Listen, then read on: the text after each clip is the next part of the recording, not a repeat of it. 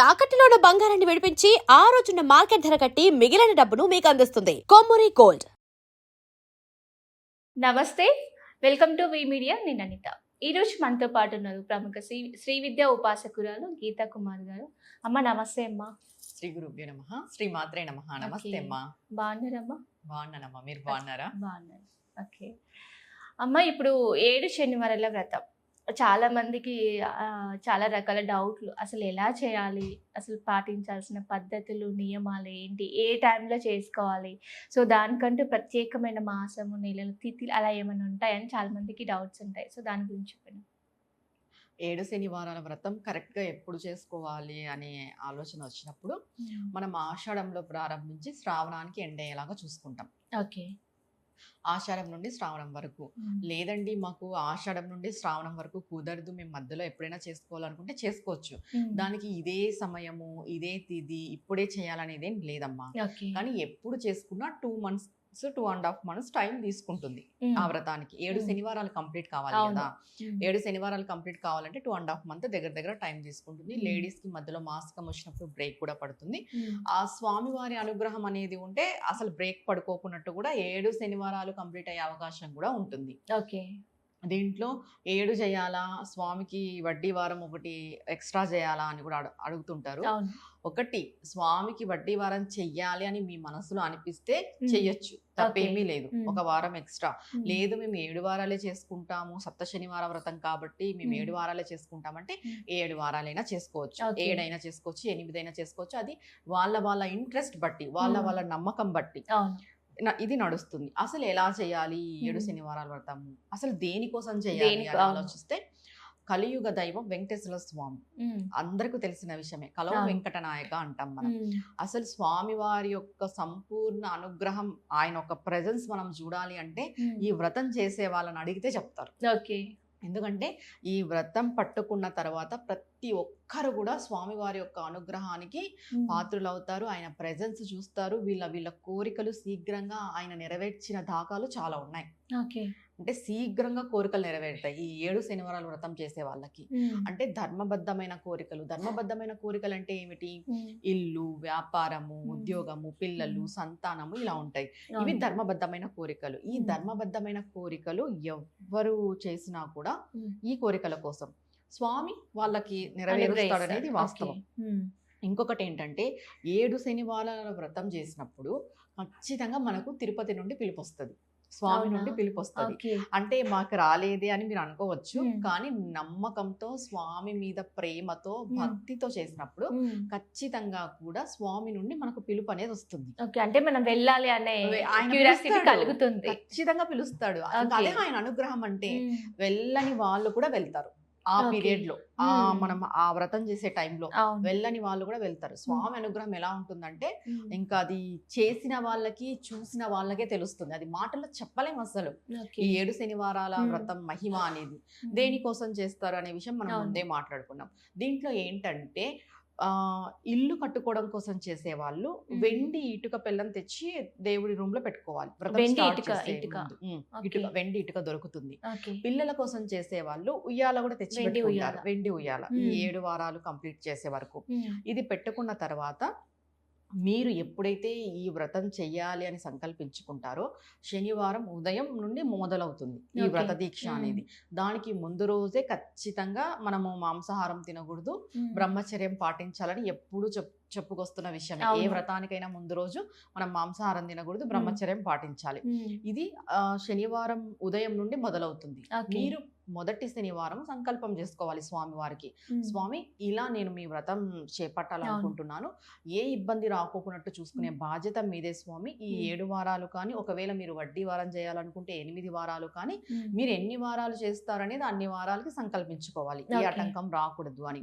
ఇక్కడ దీంట్లో ఇంకొకటి ఏం చెప్తారు అంటే వస్త్ర నియమము అని అడుగుతారు చాలా మంది. వస్త్ర నియమం అంటూ ఏమీ లేదు. కొంతమంది ఉదయం నలుపు వేసుకోవాలి, సాయంత్రం పసుపు వేసుకోవాలి, ఇలా కూడా అడుగుతుంటారు. మీకు అలా వేసుకోవాలనిపిస్తే వేసుకోవచ్చు, లేదు అంటే ప్రతి శనివారం కూడా ఎల్లో కలర్ పసుపు వస్త్రం అంటే పసుపు చీర ధరించి ఈ 7 వారాలు కానీ 8 వారాలు కానీ వ్రతం చేసుకుంటే సరిపోతుంది. ఇది ఉదయం చేయాలా సాయంత్రం చేయాలా అనే డౌట్ కూడా ఉంటుంది. కొంతమంది ఉదయము చేస్తారు, కొంతమంది సాయంత్రము చేస్తారు. చాలా వరకు సాయంత్రం చేసుకోవడం అనేది శ్రేష్టము. ఎందుకంటే ఉదయం అంతా ఉపవాసం ఉండి సాయంత్రం స్వామివారికి పూజ చేసుకొని ఆ నైవేద్యాన్ని మనం ప్రసాదంగా స్వీకరిస్తాం కాబట్టి సాయంత్రం పూట చేసుకోవడం అనేది శ్రేష్టము. ఒకవేళ మాకు కుదరదండి సాయంత్రము, మేము ఉదయాన్నే చేసుకుంటాము అని అనుకుంటే ఉదయం పూట చేసుకోవచ్చు. ఇంకొకటి ఏంటంటే ఈ వ్రతం చేసేటప్పుడు ఇక్కడ ఎన్ని దీపాలు పెట్టాలి అనే ఆలోచన కూడా అవును. వస్తుంది. ఇంకొకటి పిండి దీపాలతో పెడతారా లేకపోతే మామూలుగా ప్రమిదలతో పెట్టాలా అనేసి ఈ 7 శనివారాల వ్రతానికి పిండి దీపమే పెట్టాలి, ప్రమిదలతో పెట్టకూడదు. ఆ పిండి దీపం కూడా ఎలా పెట్టాలి అంటే వరి పిండి అంటే బియ్య పిండి తీసుకొనేసి నెయ్యి, దాంట్లోకి కొంచెం బెల్లము, కొంచెం అరటిపండు, ఆవు పాలతో మిక్స్ చేయాలి. వాటర్ కలపకూడదు, వాటర్ లేకోకున్నట్టు ఆవు పాలతో కలుపుకొని పిండి దీపాలు చేసుకోవాలి. ఇంకొకటి ఏంటంటే ఈ 7 వారాల వ్రతం చేసే వాళ్ళు 7 దీపాలు పెట్టాలా లేకపోతే ఒకటే దీపం పెట్టి 7 ఒత్తులు వేయాలా అనేది ముందుగా వాళ్ళు నిర్ణయించుకోవాలి. అంటే కొంతమంది 7 దీపాలు పెట్టి 2 ఒత్తులు వేసి పెడతారు, కొంతమంది ఒకటే బియ్య పిండి దీపంలోనే నువ్వులు వేసి 7 ఒత్తులు వేసి పెడతారు. ఇలా కూడా ఉంటుంది. మీరు మొదటి వారం ఏదైతే పూజ ఆచరించారో మిగిలిన వారాలు కూడా అదే పూజ ఆచరించాలి. ఒక వారం మేము 7 పెడతాము, నెక్స్ట్ వారం 1 పెడతాము, ఆ నెక్స్ట్ వారం 7 పెడతాం, ఇలా అనేది ఉండకూడదు. మీరు ఏదైతే ఫిక్స్ అయి చేస్తారో అదే ఫిక్స్ కావాలి. ఇంకొకటి ఈ ప్రమిదలు ఏం చేయాలి అనేది కూడా చాలా వరకు అందరికీ డౌట్ ఉంటుంది. ఈ ప్రమిదలు ఏం చేయాలి అంటే నీటిలో అంటే పారే నీటిలో విసర్జన చేయాలి ఆ నెక్స్ట్ డే. దాంట్లో నైవేద్యంగా తింటారు అంటారు కదా, కొంతమంది తింటారు, కొంతమంది తినరు. ఈ దీపాలను మాత్రము పారే నీటిలో విసర్జన చేస్తారు. అవి చేసినప్పుడు ఆ పిండిని చేపలు గ్రహించడం ద్వారా మనకున్న ఆర్థిక పరిస్థితులు కొంచెం మెరుగుపడతాయి, ఆర్థిక ఇబ్బందులు తొలగుతాయి. ఎందుకంటే మామూలుగా మనకు ఆర్థిక ఇబ్బంది ఉన్నప్పుడు చేపలకి ఫుడ్ వేయడం ద్వారా కూడా మనం ఆ ఇబ్బంది నుండి విముక్తి పొందుతాము అంటారు. మీరు ప్రతి వారం ఈ పిండి దీపాలను నీళ్ళలో వేయడం ద్వారా, నదిలో వేయడం ద్వారా, చేపలు గ్రహించడం ద్వారా మీకున్న ఆర్థిక ఇబ్బందులు కూడా తొలగుతాయి. ఇప్పుడు ఎలా చేయాలి ఏంటి అనే విషయానికి వస్తే ఒక ఫోటో ఇంకోటి అమ్మ, ఫోటోకు పెడతారా లేకపోతే విగ్రహం పెట్టుకుంటారా? ఏది బెస్ట్ అని అదే చెప్తున్నానమ్మా. ఇప్పుడు విగ్రహం ఉంటే విగ్రహంతో చేయండి, ఫోటో ఉంటే ఫోటోతో చేయండి. అసలు ఆ రెండూ లేవు మా దగ్గర అంటే గోడకి 3 నామాలు వేసైనా కూడా చేసుకోవచ్చు సింపుల్ గా. ఇంతకుముందు పూర్వం ఈ ఫోటోలు అవన్నీ కలశం అట్లా ఏమైనా పెడుతుంటారు. దీనికి కలశం ఆనవాయితీగా ఉన్న వాళ్ళు కలశం పెట్టుకోవచ్చు, ఆనవాయితీగా లేని వాళ్ళు ఏం అవసరం లేదు. కలశం అదంతా అయితే ఏది అవసరం లేదు. ఫోటో పెట్టుకుంటే ఒక పీట పెట్టేసుకొని దానిపైన రెడ్ కలర్ క్లాత్ వేసి బియ్యం కొన్ని పెట్టేసి ఫోటో పెట్టేసుకొని లేదా విగ్రహం పెట్టేసుకొని స్వామివారి ముందు ఈ 7 దీపాలు మనం అలంకరించుకొని స్వామివారికి తులసిమాల, నైవేద్యంగా వడపప్పు, పానకము, ఇది కంపల్సరీ ప్రతి వారం పెట్టాలి. దీనిపైన పులిహోర, చింతపండు పులిహోర, నిమ్మకాయ ఏమైనా పెట్టుకోవచ్చు. మెయిన్ ఏమి వడపప్పు, పానకం అనేది ఖచ్చితంగా పెట్టుకోవాలి 7 వారాలు కూడా. ఇది మెయిన్ గా పెట్టుకోవాలి. ఇంకా నియమాలు ఏమున్నాయి అంటే ఇక్కడ చాలా వరకు ఏమడుగుతారు, 7 శనివారాలు నాన్ వెజ్ తినకూడదా అంటే తినకూడదు. 7 శనివారాలు నాన్ వెజ్ తినకూడదు. మరి దీంట్లో ఇంకొక డౌట్ ఏమొస్తుంది అంటే చేసే వాళ్ళే తినకూడదా లేకపోతే అందరూ తినకూడదా అనే డౌట్ కూడా వస్తుంది. ఆల్మోస్ట్ అందరూ తినకపోతే చాలా మంచిది. ఇంకా లేదు మాకు అవకాశం అంటే చేసే వాళ్ళు మాత్రం తినకూడదు. తినకోకున్నట్టు చేస్తేనే చాలా మంచిది. ఎందుకంటే మీరు మీ కోరికను నెరవేర్చుకోవడానికి ఈ వ్రతం చేస్తున్నారు. స్వామివారి పైన శ్రద్ధ, భక్తి, ప్రేమ అనేది ఉన్నప్పుడు మనం కూడా కొన్ని సాక్రిఫైస్ చేయాలి కదా మన ఇష్టాలు అన్నప్పుడు.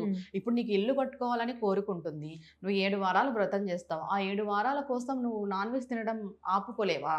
ఎందుకంటే నీది పెద్ద కోరిక కదా, నీ కోరిక నెరవేరాలనే కదా నువ్వు చేస్తున్నది. ఖచ్చితంగా నియమాలు అయితే ఖచ్చితంగా పాటించాలి చేసేవాళ్ళు. ఇంకా ఇంట్లో వాళ్ళు తినకపోతే మంచిది, లేదు అలా కుదరదు అంటే చేసేవాళ్ళు మాత్రం ఖచ్చితంగా నాన్ వెజ్ తినకూడదు ఈ 7 వారాలు కానీ ఈ 8 వారాలు కానీ. ఇప్పుడు ఆ వెండి ఇటుకని కానీ ఆ వెండి ఉయ్యాలని కానీ ఏం చేయాలి అంటే ఈ 7 వారాలు అయిపోయిన తర్వాత మీకు తిరుమల నుండి పిలుపు వస్తే ఖచ్చితంగా వెళ్తారు, ఖచ్చితంగా వస్తుంది నాకు తెలిసినంత వరకు.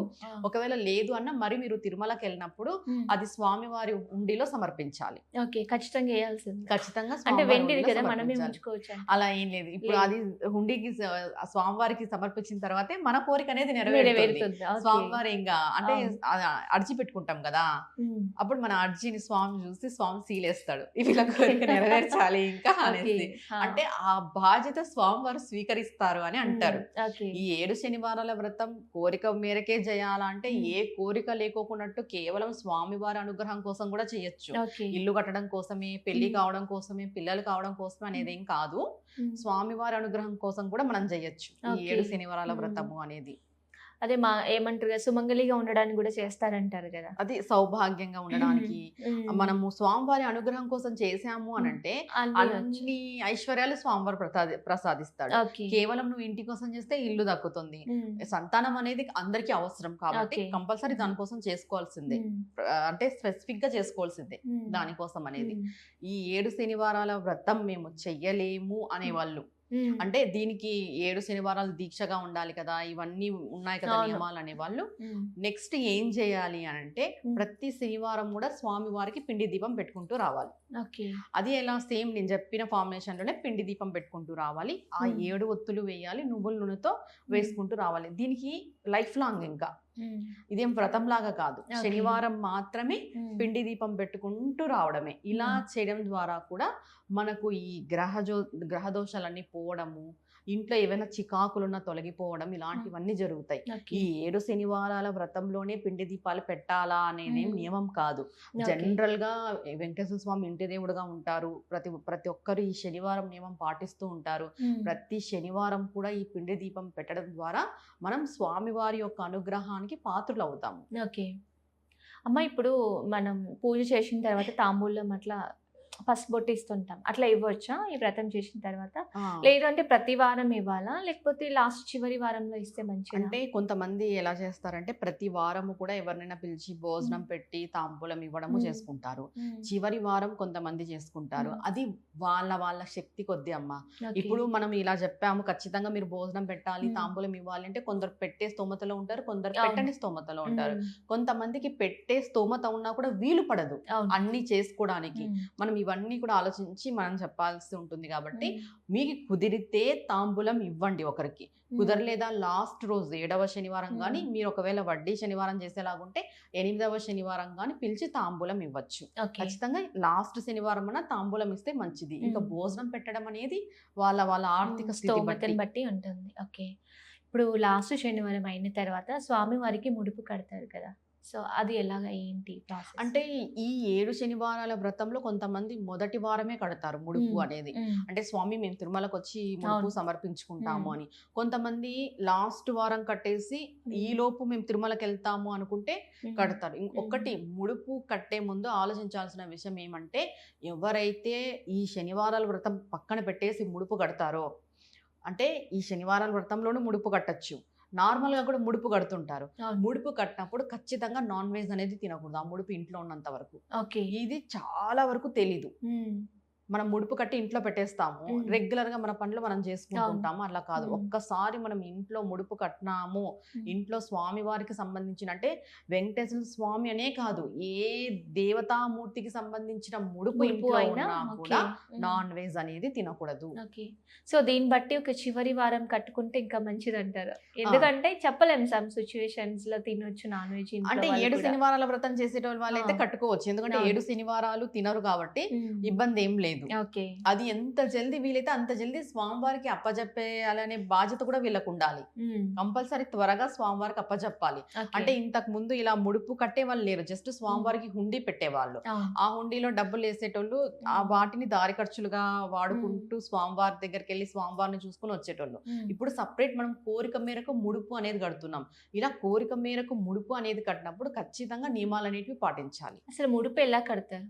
ముడుపు ఎలా కడతారు అని అంటే, ఇప్పుడు వెంకటేశ్వర స్వామి విషయమే మనం మాట్లాడుతున్నాం కాబట్టి ఒక వైట్ కలర్ క్లాత్ తీసుకుంటాం. క్లాత్ తీసేసుకొని దాన్ని పసుపు నీళ్ళలో ముంచాలి. పసుపు అంతా దానికి తగిలేలాగా పసుపు వాటర్ లో బాగా, లేదు అని అంటే పసుపు బాగా వాటర్ వేసి కలిపేసి మొత్తం రాయాలి ఆ క్లాత్ అంతా.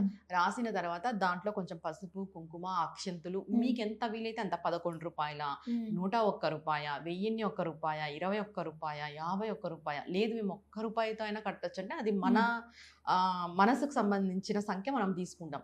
తీసుకొని దాంట్లో అమౌంట్ పెట్టి ఇలాచి, స్వామివారికి సంబంధించింది ఇలాచి, పచ్చకర్పూరము, లవంగము ఇవన్నీ వేయాలి దాంట్లోకి. తర్వాత ఇది పోహా వస్తుంది చూడు, పోహా అంటాం మనం, అది కూడా దాంట్లోకి వేస్తారు. ఓకే.